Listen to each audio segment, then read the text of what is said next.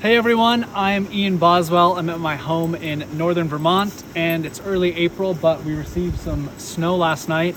We have had some warmer weather, that's why I'm out here over my syrup evaporator turning maple sap, which comes out of the trees, buckets are inside thawing out, and turning it into maple syrup. It's a 40-to-1 ratio, so it takes an awful long time to boil the sap down into syrup.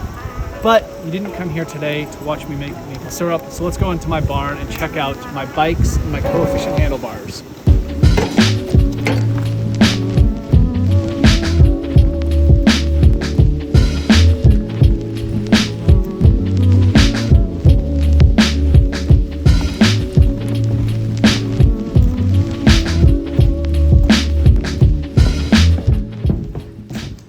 I've been riding coefficient for over a year now, and the first bar I received was this beauty. This is the AR, the all-road. I set this up. This was my bike that I started off the 2020 season with, and I first fell in love with these bars for a few reasons. First was the angle here on the top.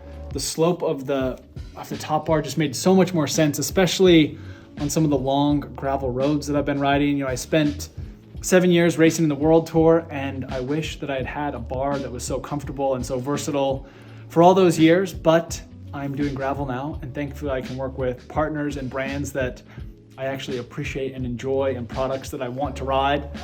Another super noticeable feature on the AR bar and across the entire coefficient range is the little thumb notch. It's hard to see in here, but an incredibly simple design to actually be able to help hook your thumb around the bar, which gives you a little bit more comfort and stability when you have fingers on the brakes. This, like I said, is I don't want to say this is my B bike, but this is definitely my comfort bike. You know, and the AR bar is a little bit more comfortable. It's a little bit softer. So if I'm going out for a long ride, or especially in the springtime when I'm going out and just trying to build up fitness, I ride the AR just because it's a bit more comfortable, a bit more forgiving, and kind of gets me ready for my race bike, which is over here. So this is my Diverge race bike from Specialized. And because it's the race bike, that's why I have the RR bar on top. And when I first saw the design of this bar, I was blown away. I still, to this day, get so many comments every time I post a picture. A lot of my old World Tour buddies comment and say, "What the heck are you riding?" It does look funky, but we have an amazingly simple and convenient way to store your Wahoo head unit. And like I said, with the same slope that you'd find on the AR is on the RR. I don't have my bars wrapped all the way to the top. Provides a little bit more, you know, aerodynamic flow over the top of the bar. Same features, thumb cut, and when you look at the RR, the ability to adopt different positions on the gravel bike, especially when there's a lot of controversy over do people use aero bars or no.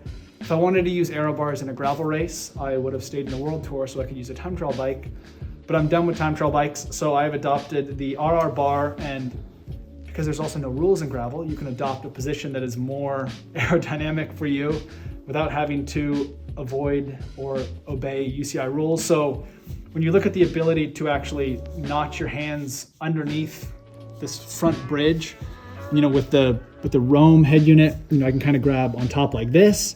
I can grab underneath here.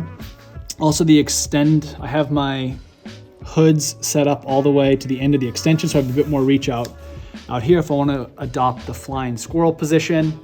Another feature that almost goes unnoticed but is incredibly simple is just the ergonometry underneath the bar. It's hard to see, but when I'm climbing and I want to wrap my thumbs underneath, they just fit so comfortably and still securely on the top bar.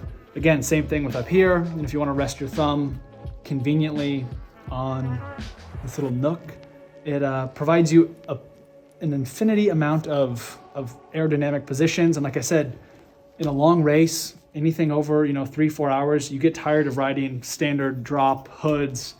To be able to take some pressure off your shoulders and back, and be in a position that's more upright when you're climbing, and then in a more aerodynamic position, either grabbing underneath if it's a safer road, but definitely being able to hook your thumbs and, you know, kind of grab on top of the head unit if it's a rough road is ideal.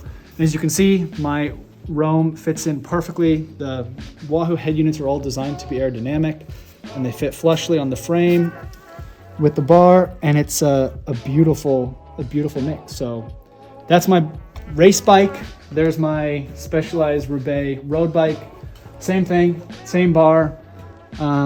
Because I do like going fast on the road, I do have the RR bar on my road bike as well.